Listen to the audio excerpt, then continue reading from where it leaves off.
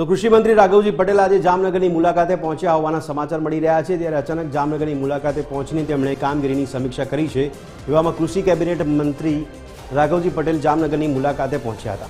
ત્યારે રાઘવજી પટેલ દ્વારા જામનગરની અંદર એપીએમસીની ખાસ મુલાકાત લીધી હતી। ત્યારે સરકારી ટેકાના ભાવે ખરીદ થતા ચણા રાયડાના સેન્ટરની પણ મુલાકાત લીધી।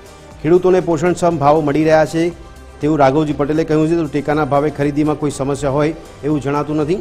ત્યારે ખેડૂતોને આર્થિક નુકસાન ન થાય તે માટે તકેદારી રાખવામાં આવી રહી છે તેવું પણ રાઘવજી પટેલ દ્વારા કહેવામાં આવ્યું છે।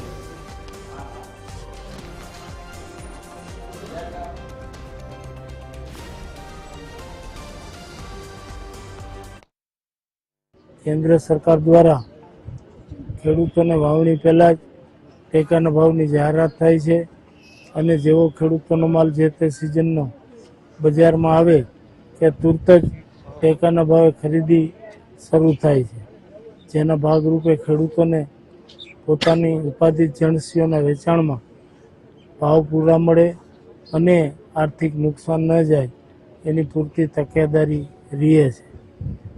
ચાલુ વર્ષે શિયાળુ સિઝનમાં ચણા અને રાયડા આ બંને વસ્તુઓની ખરીદીનું કામ સમગ્ર ગુજરાત રાજ્યમાં ધમધોકાર ચાલુ રહ્યું છે।